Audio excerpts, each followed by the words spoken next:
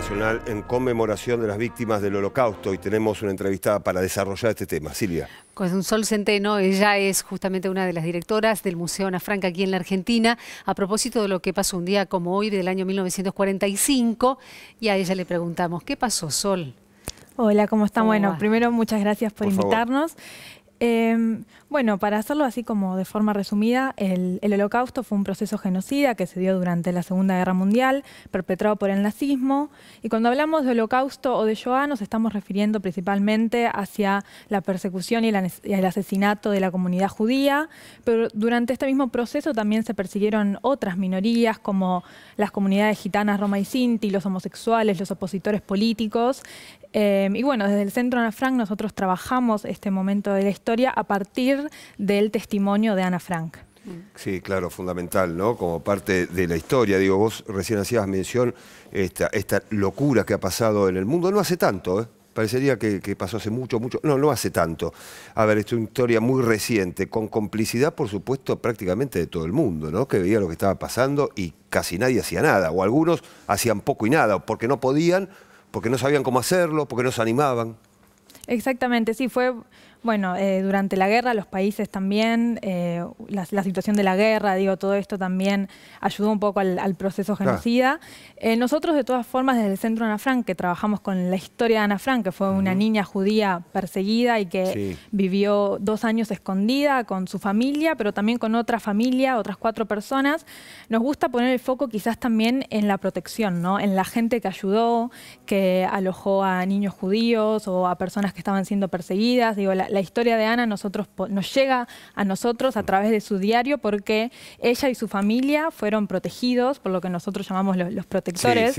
Personas que trabajaban con Otto Frank, el padre de Ana, que los ayudaron a esconderse, les llevaron alimento, ropa, digo, y que también protegieron el diario de Ana después de que ellos fueron descubiertos, ¿no?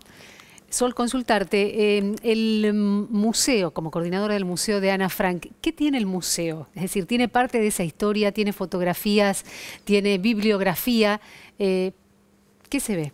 Mira, el museo está en el barrio de Coglan, en Superido 647, abrimos en el año 2009, hace ya más de 10 años, y lo que tenemos principalmente es una muestra permanente que recorre por un lado la historia y el contexto histórico desde el final de la Primera Guerra Mundial hasta 1960, que se funda la Casa Ana Frank en los Países Bajos, y al mismo tiempo cuenta la historia de Ana y su familia, ¿no? Mezclando justamente la historia de Ana y la del contexto histórico para poder comprenderla mejor. Pero además de eso, también nosotros trabajamos con otros 2 momentos temporales, que son la última dictadura cívico-militar, para hablar de procesos similares que sucedieron en nuestro propio contexto, y hoy en día trabajamos con todo lo que es vulneraciones de derechos humanos hoy en día, y principalmente tenemos mucho trabajo con jóvenes. Todos nuestros guías voluntarios son jóvenes de entre 15 y 25 años, que son los que guían y los que reciben a todos los visitantes.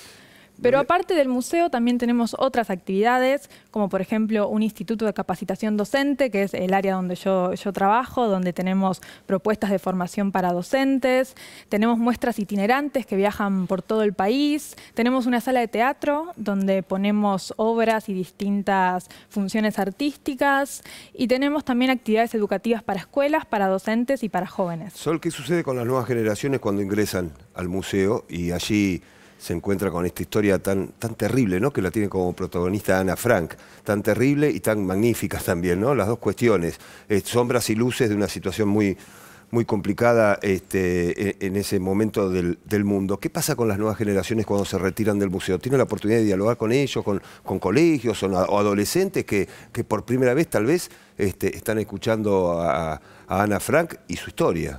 Sí, bueno, es verdad que muchos por primera vez escuchan la historia de Ana y la historia de la Segunda Guerra Mundial y del genocidio cuando vienen o visitan o lo ven en la escuela, ¿no? Porque generalmente las visitas se hacen en el contexto del colegio. Sí, pero una cosa es verlo en el colegio y otra cosa ir al museo, ¿verdad? Sí, sí. Y yo creo que genera, y lo vemos también, muchísimo impacto justamente por 2 cosas. Primero, la historia que se cuenta es la historia de una joven. Ana empieza a escribir su diario cuando tiene 13 años y lo escribe por 2 años hasta que tiene 15. Entonces, todo lo que ella plasma no es solamente lo que pasaba en el contexto, sino lo que le pasaba a ella como joven. Y muchos de esos mismos problemas son los mismos problemas que atraviesan los jóvenes hoy en día, ¿no? La necesidad de ser escuchados, la necesidad de encontrarse a sí mismos. Y eso genera muchísima identificación con los pibes. Y aparte también que los guías voluntarios, los que los reciben, sean jóvenes de su misma edad, también genera mucha identificación porque muestra a un joven en una posición de liderazgo, ¿no? Y les hace sentir, bueno, yo también puedo estar ahí, yo también puedo contar esta historia y comprometerme. Y de hecho, muchos de los jóvenes que nos visitan después se hacen guías voluntarios porque justamente ven esto. Está bueno. Claro.